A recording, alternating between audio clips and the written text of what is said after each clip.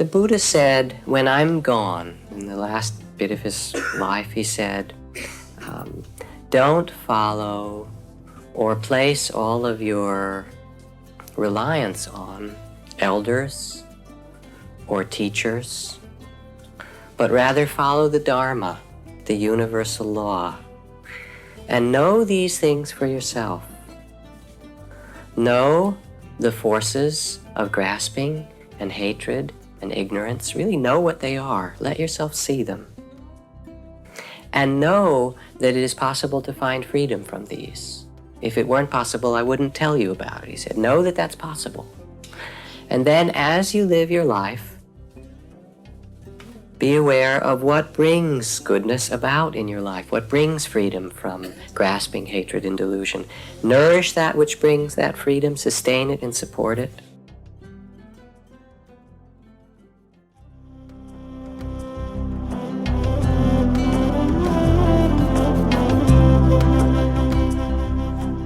Hey there, Heart Wisdom fam. This is once again your honored host, Ganesh Braymiller, Jack's media manager, content specialist, and vegetable broth-sipping elephant, here to welcome you onto the Be Here Now Network boat and get you sailing smoothly on the sea of Dharma for this special episode, Freedom, Independence, and a Spiritual Rudder. If you're tuning in on the day of release, it should be the 4th of July, Independence Day here in the US. By happenstance or synchronicity, you can decide. I quote-unquote accidentally bumped into the special July 4th Dharma talk from 1994, where Jack gets really real about the ideals of freedom and independence in the US compared to its rather sordid history and reality. In this talk, he shares what true freedom and independence mean from a spiritual level, and somehow finds himself telling the story of the Pope taking over for a taxi driver. You'll have to listen in to hear that one.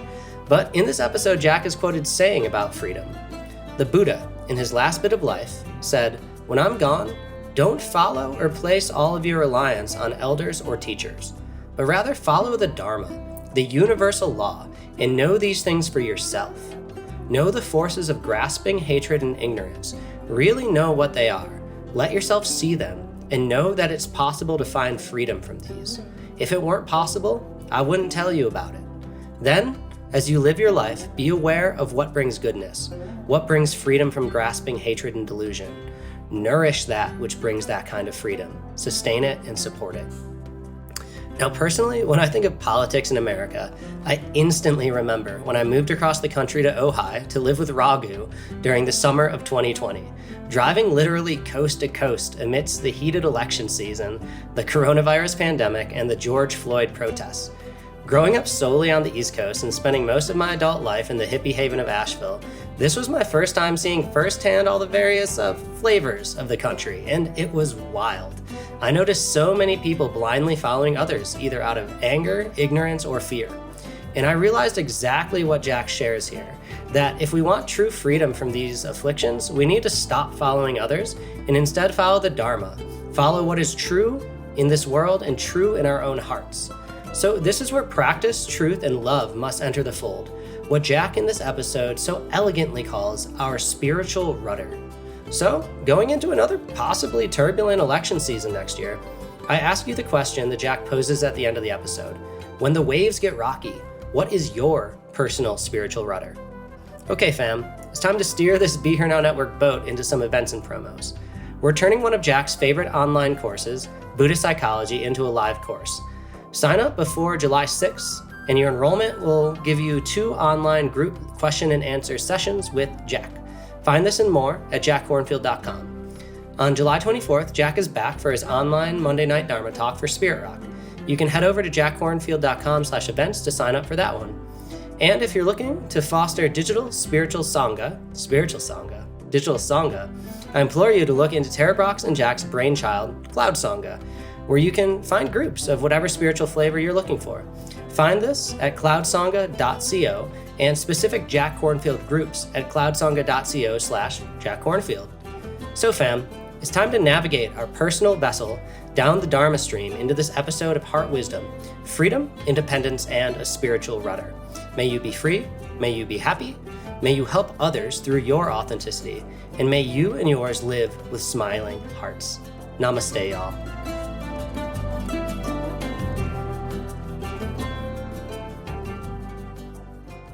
So today is 4th of July, Independence Day.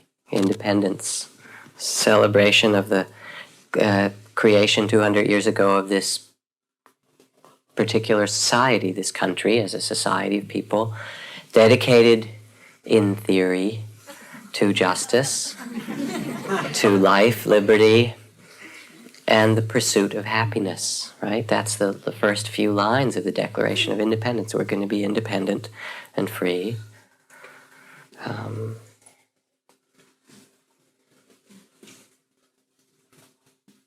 And a lot of people came to this country over many, many generations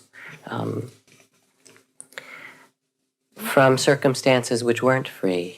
Some of them came because their countries were at war, or there were pogroms or things they were fleeing. Some came as religious refugees because they were being oppressed in their countries. Some came as economic refugees. And some, not a small number, came as slaves. African American is the largest, most predominant number. Millions of people brought here as slaves. And in the early years as well, some indentured servants and slaves from different European communities, although in much smaller numbers. People came when they weren't dragged here in chains, for the most part, trying to make a new life. And the country was big and kind of developed on the principle of independence, which really meant, in part, take what you could get. There's very little in our contemporary history, as we learn it in school, that talks about the fact that this actually was someone's country. But instead it was, well, if you want freedom, go further west and take the land that's there from the next group of tribe, the next group of Indians or Native Americans. And make your own place and be happy. And the more you have, the bigger the land, the more things you own, whatever, the more you get, the happier you'll be. And the more independent you are, the happier you'll be. So that was our kind of cultural myth, to be completely independent. Your homestead, depend on nobody, be really free.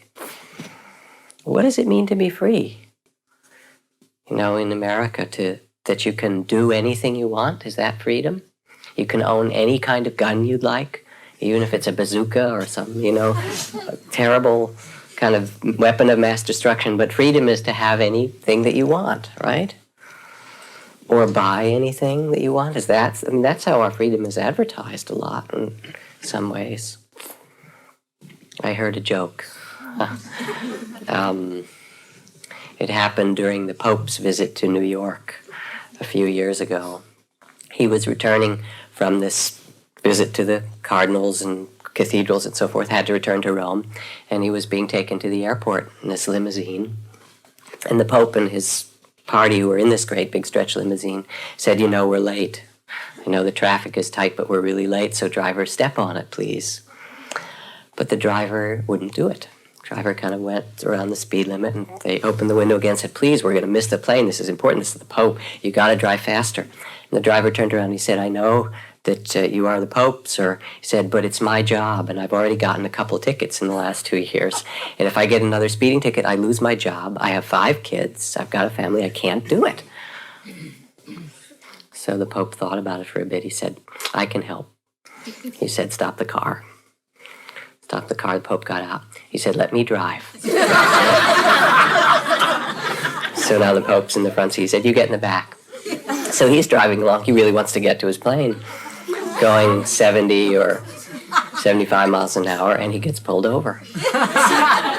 This is not meant as an anti-Catholic joke, by the way, so you can take this just for the pleasure of it. He gets pulled over, flashing blue, red lights, whatever. May I see your identification, please? So the policeman hands him the identification. He says, wait here a minute. He takes it back to the car to kind of check it on the computer. He gets in his car and he starts to read it, and his jaw drops. He looks and he calls up the station. He says, Chief, I got a problem. I pulled over somebody I shouldn't, a bigwig. The chief says, who was it, the mayor? He says, nope, bigger than that. He says, was it the governor? He said, no, worse than that. He said, was it the president? He said, no, worse than that. He said, well, who was it? He said, I don't know, but whoever it is, the Pope is his chauffeur.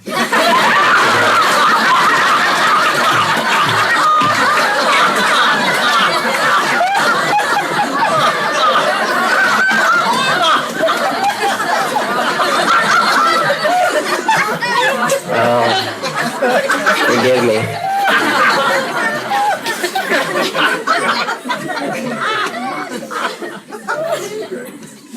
So, American freedom, the bigger the car, the better. The bigger the house, the more money. The freedom to buy anything, to travel anywhere, to do what you like is freedom. To follow your wishes and desires. Then Thoreau, who went a rather different direction with freedom, said that many men go fishing for their whole life without realizing that it is not fish that they're after. You understand?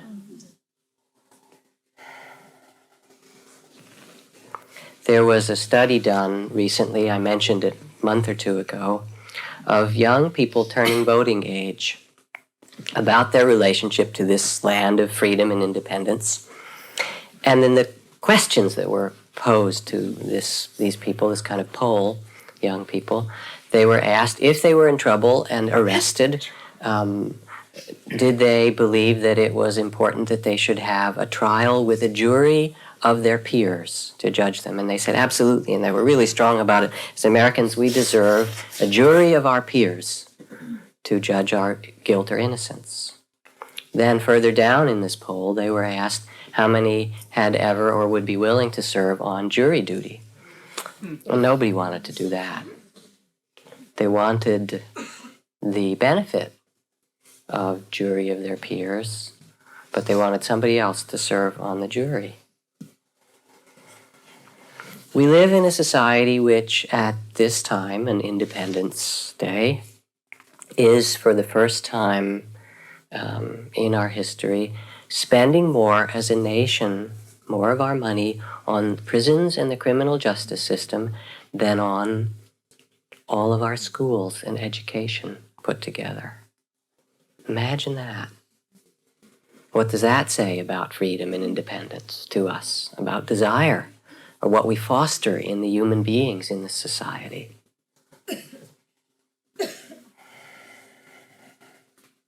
I have a friend who recently came back from Yugoslavia, a theater person who's going there to work with people in the theaters and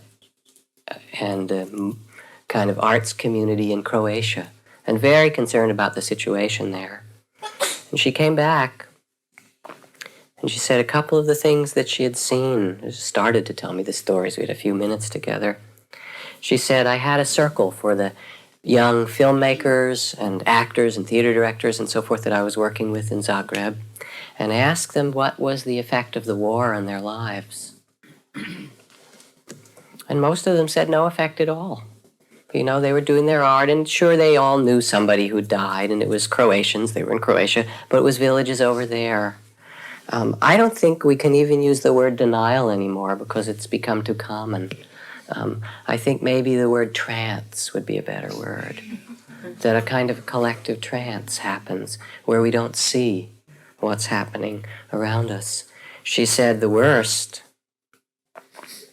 was a group of young filmmakers that she was spending time with, who were all getting rich by taking minicams and going to the front and shooting footage for CNN or World Television Network. You know, and they were making their fame and making a lot of money and bringing it back, and there was an auction for the footage every day. They'd rush back, you know, and there would be this room with the network representatives from Geneva and various places, and people would say, well, I have footage with 3 bodies and 2 decapitated heads, and somebody else would say, well, my footage is burning, buildings burning and people leaping out of it, and then they would get bids on their film footage.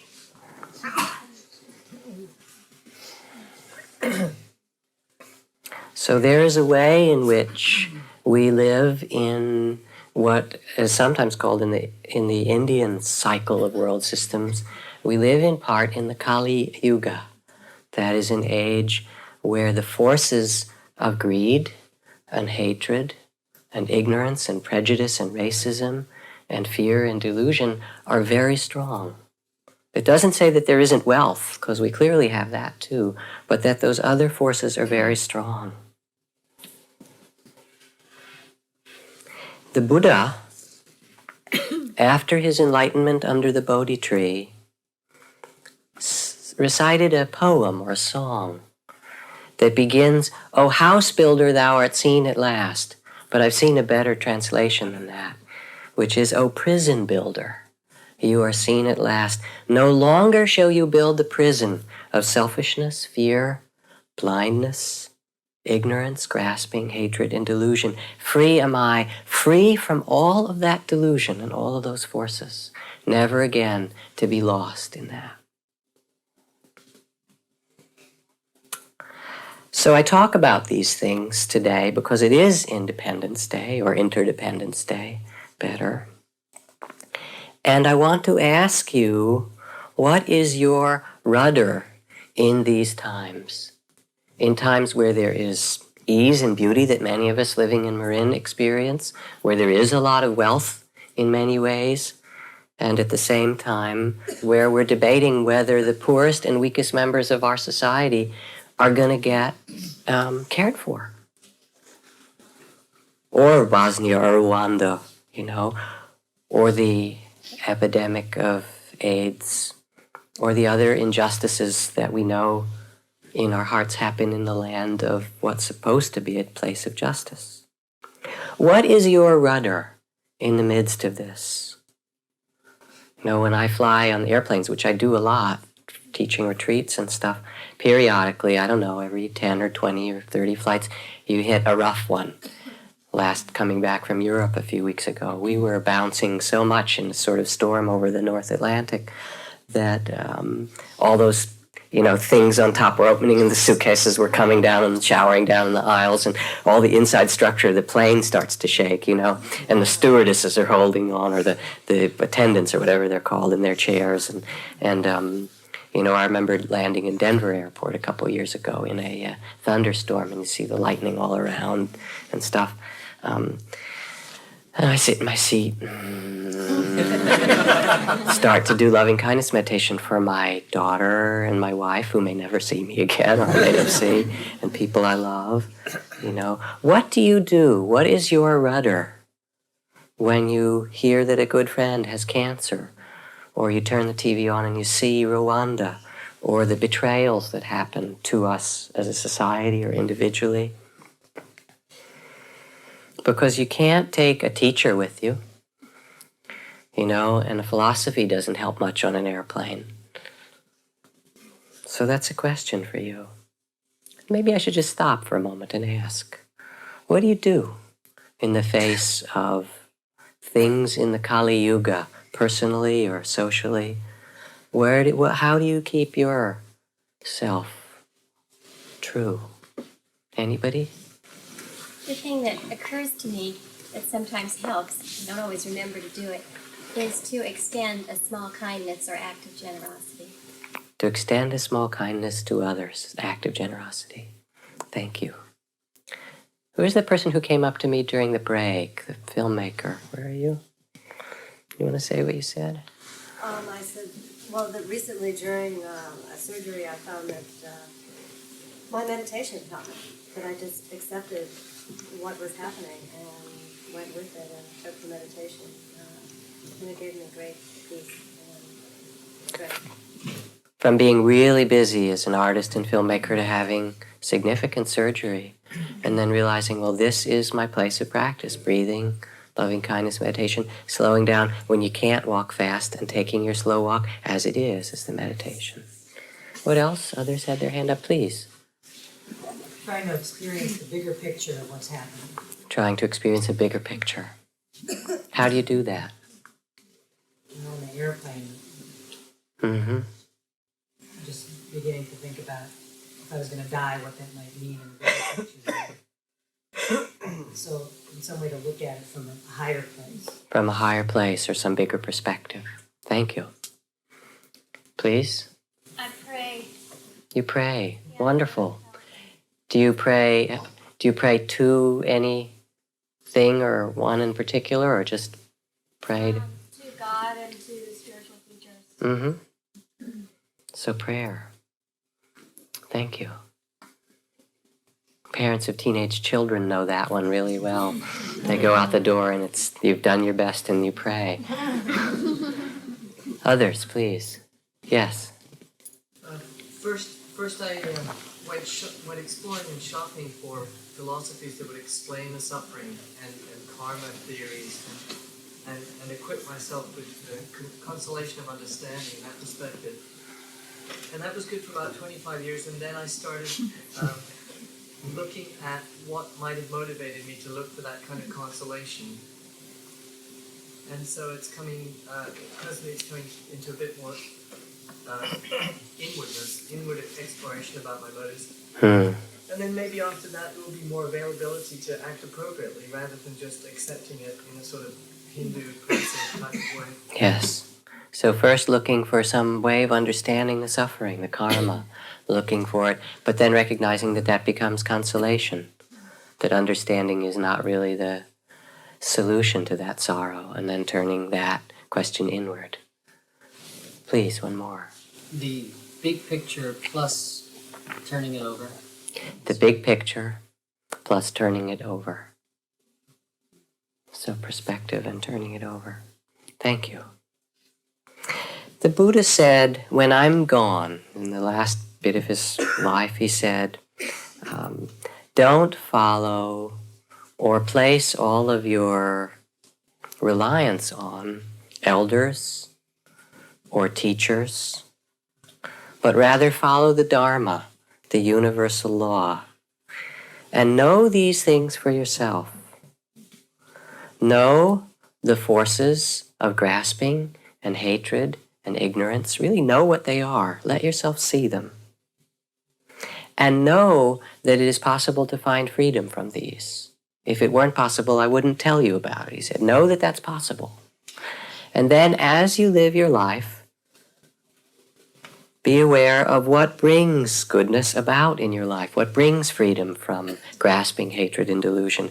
Nourish that which brings that freedom, sustain it and support it.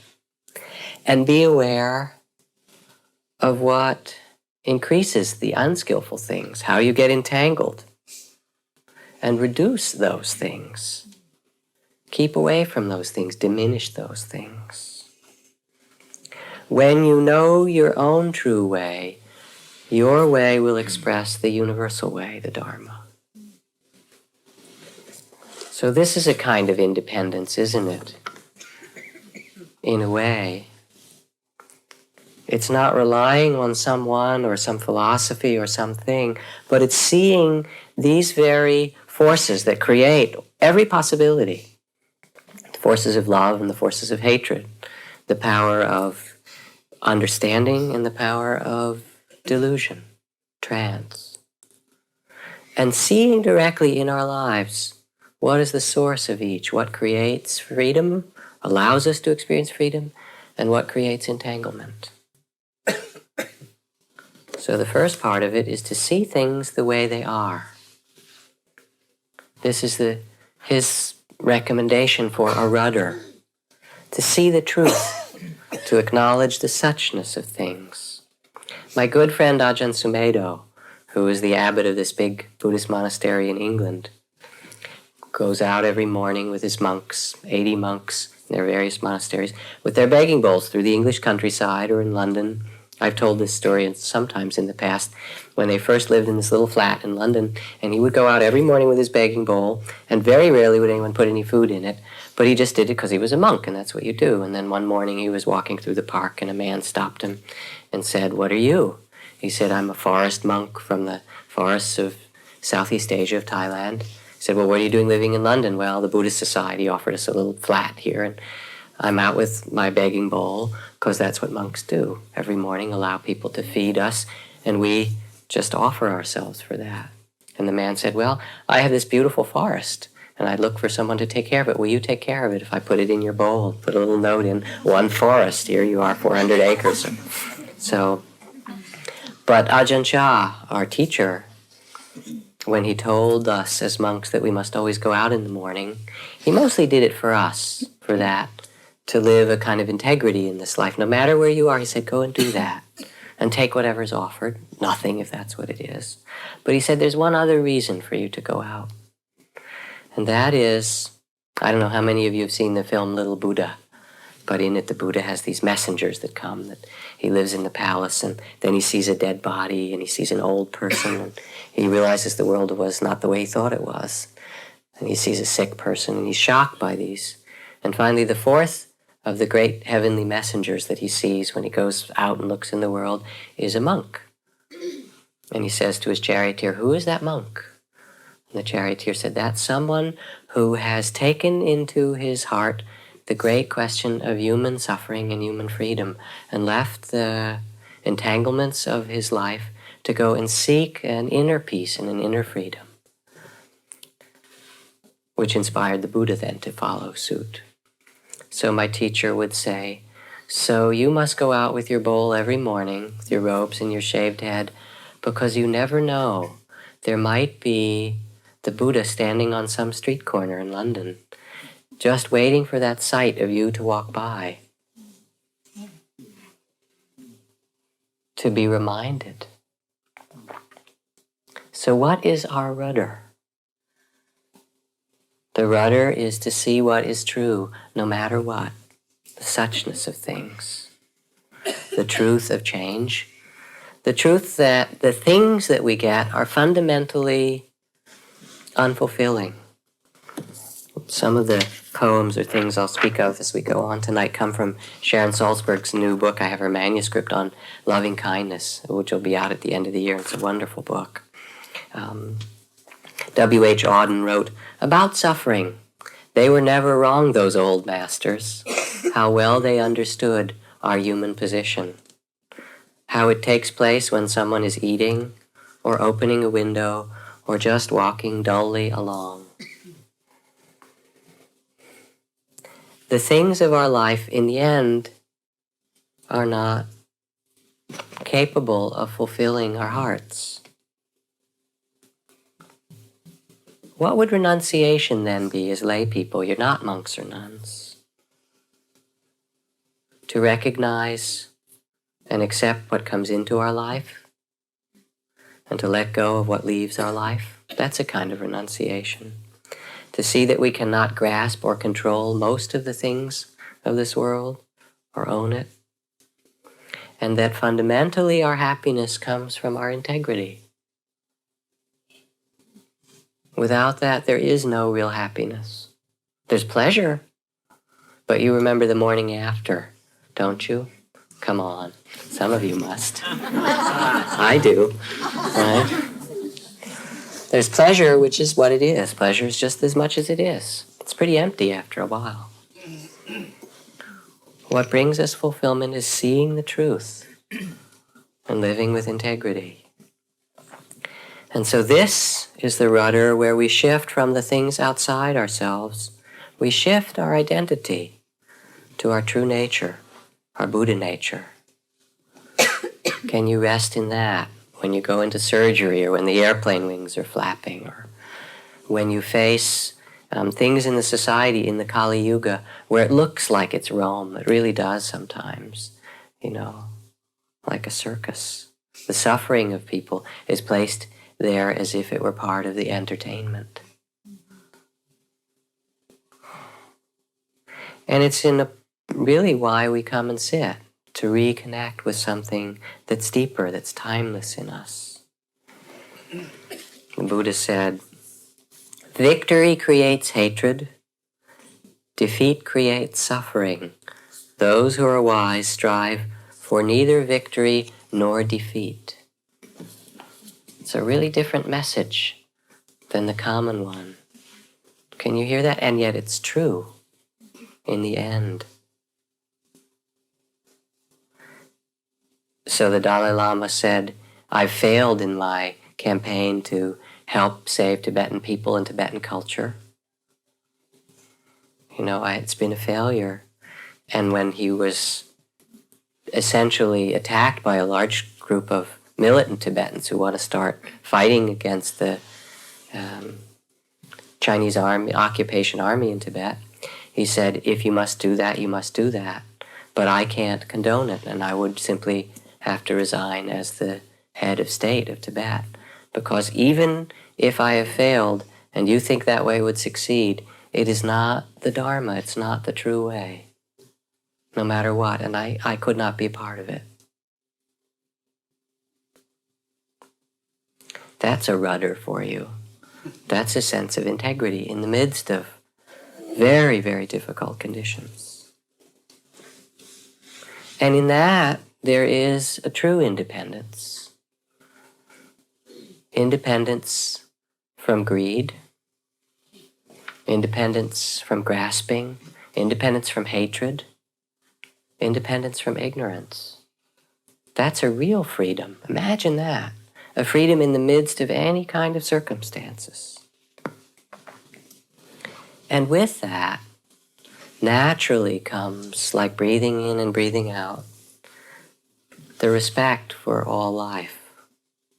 Because when the heart is independent, it doesn't mean that we withdraw from life, but that we love life most deeply. If you most deeply love life, you can't be greedy and grasping and hateful and deluded.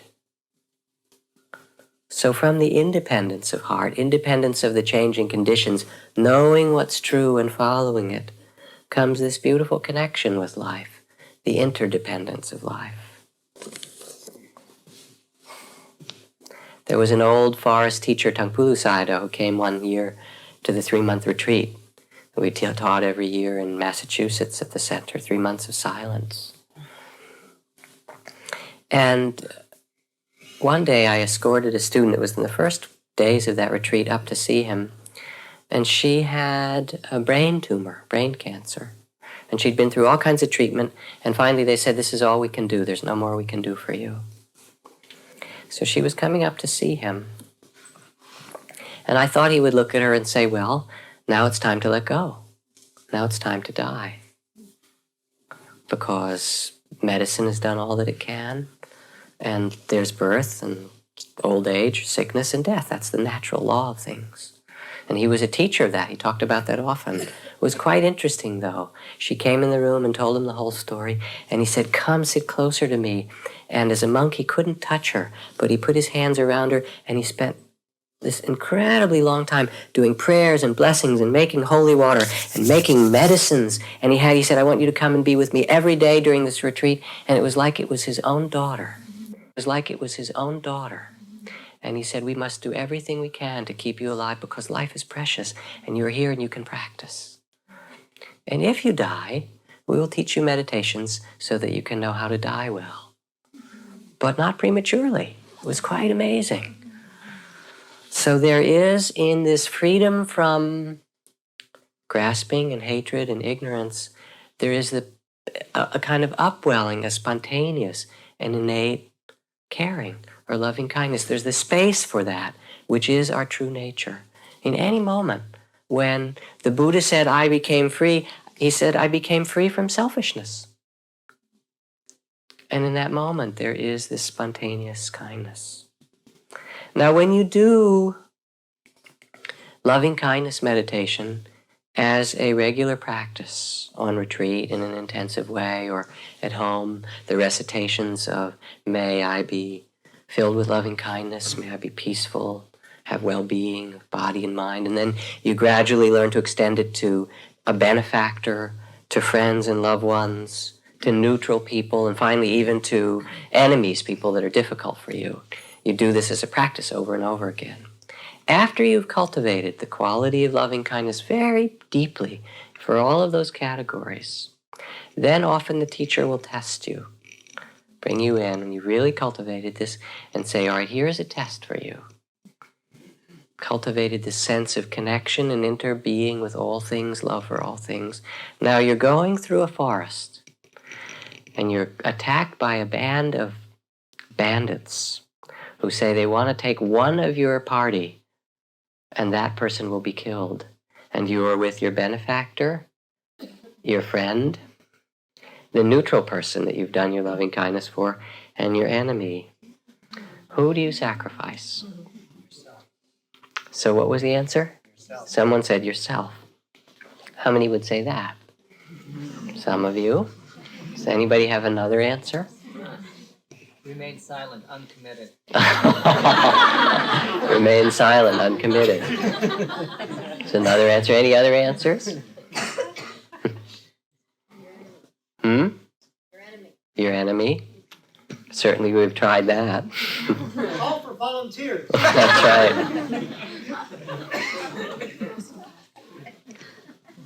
Well, as in all these situations, there isn't a right answer. I mean, it's always a dilemma. Can someone tell me what the right answer is? But in this traditional question, at this time in the practice, when your heart is really open, one might wish to say, well, myself, as somebody said. That's a kind of natural thing, and there are lots of stories of the Buddha as a bodhisattva sacrificing his life to the tiger and things like that. This sort of sense of great self-sacrifice. But in the cultivation of this meditation, when the loving kindness becomes really universal and authentic, you can't answer the question. You can't do it. You can't sacrifice yourself or your friend or your beloved benefactor or your enemy or the neutral person, one more than another.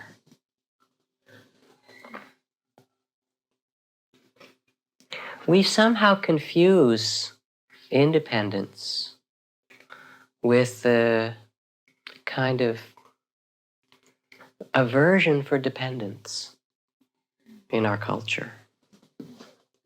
We have a cultural bias against dependency, against any emotion or behavior that indicates weakness.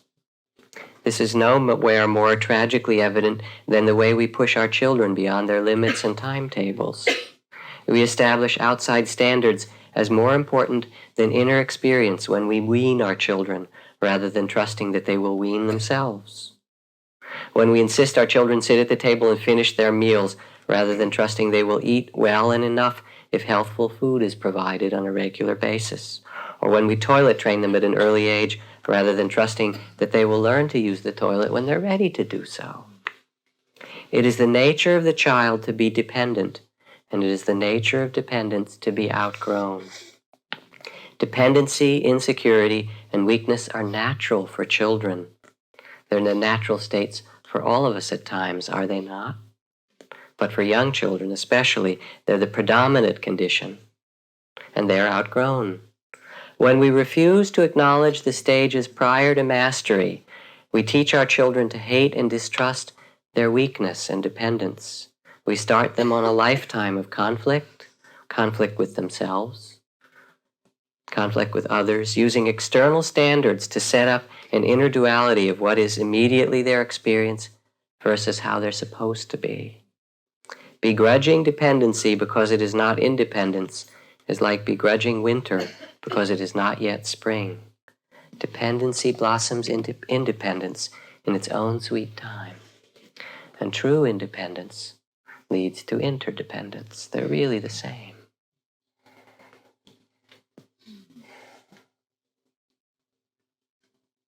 There were monks in the forest with the time of the Buddha who got their meditation and were so intent on getting enlightened, they didn't care for one another. And finally the Buddha heard there was this one monk who was sick and lying there feverish, and he wasn't being cared for because everybody else was busy meditating. And he went to this monk's hut, and he personally took off his robes and washed him and cleansed him and cared for him. And then called the entire community together. This was in the earliest years. And he said, I don't know what you men, I'm sure it was men, what you men have been doing, right? But this is not the way. If you think the meditation is just to withdraw into yourself, this is not the Dharma.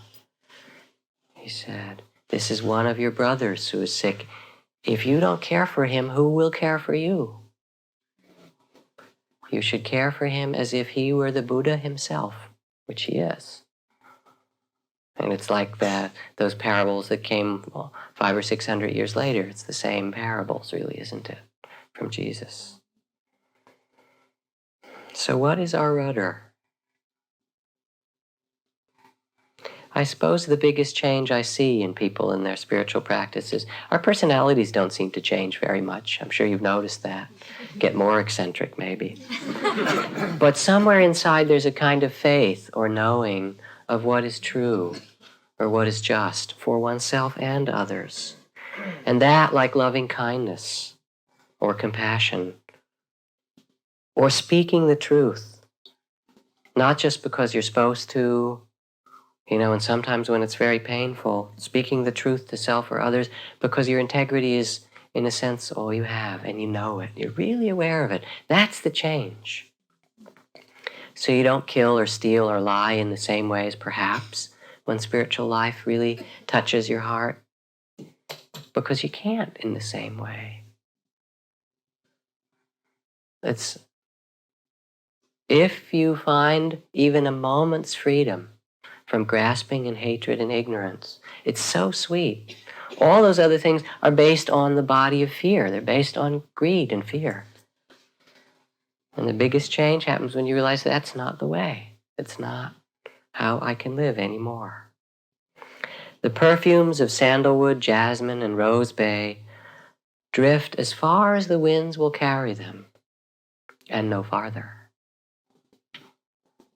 But your goodness rises even to the gods. That you can take even beyond the grave. There was a famous study that was done. Probably you heard of this.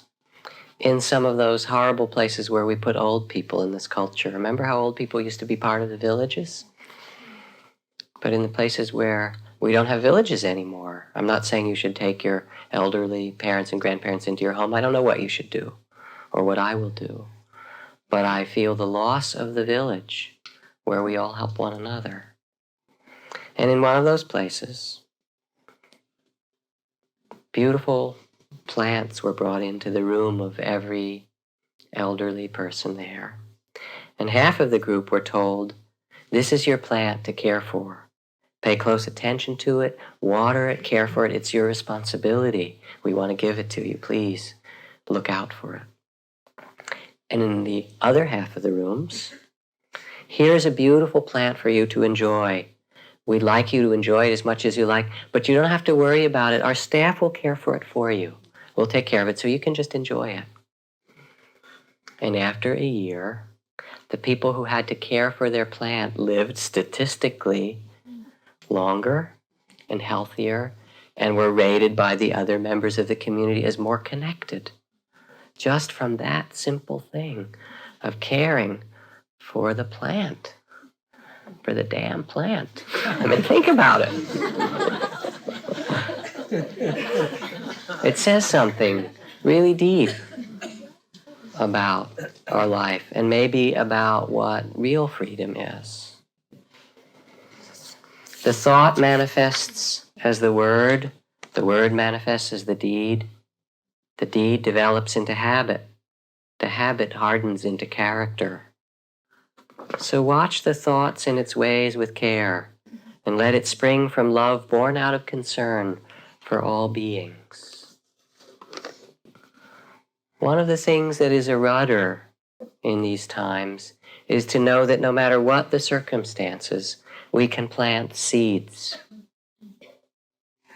Seeds of clarity, seeds of spoken truth, seeds of respect, seeds of loving kindness. When we understand that that's who we are, that we're given this time in the world to plant seeds, and out of those seeds we will change and the world will change accordingly. In the Kali Yuga, you can't say, all right, I'm going to change it and make it a different age. It's not Rome anymore. I mean, certainly we can do all kinds of things and must in the face of the injustice of the world, in the face of the hunger of those without food. But the freedom of our heart doesn't come just in those kind of social actions. It comes inside when we know how we are to live our life all the time, our ordinary life. And the quality of loving kindness is really a freedom of the heart. True metta, true loving kindness, is timeless. Because in the moment that there is this sense of loving kindness. We have stepped outside of need and expectation and plans and hopes and disappointments. We step outside of that small body of fear and sense something greater that we are all a part of, like those people in that room with the plant that they cared for. We are so connected. And in that place, it's not a question of what will happen. You do your best, maybe you pray, as somebody said, but it's this moment that matters, again and again. May all be well, as if you were the Buddha. May we be filled with loving kindness. May we be peaceful. And in any moment of inner freedom, it's like a lamp in the darkness. It's like finding the true way. It's like you sit as the Buddha again for a moment under the Bodhi tree and say, "Oh, prison builder, I've seen you at last. Your walls are shattered. The rafters are broken."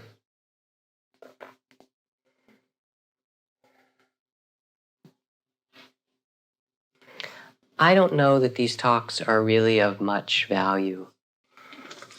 Honestly, and they're kind of reminders of stuff that everybody knows. I do them to talk to myself mostly, because it's my job, right? It's true. It's a very good job as they go, most of the time. Some days it's hard, but mostly it's wonderful. People are on their good behavior, right? We're out in nature in nice places and stuff. But really their purpose is just to be a reminder. Nobody can do it for you. It's really more a question to ask yourself. You know, when you are most lost in this world, what supports your living in truth? What is your rudder?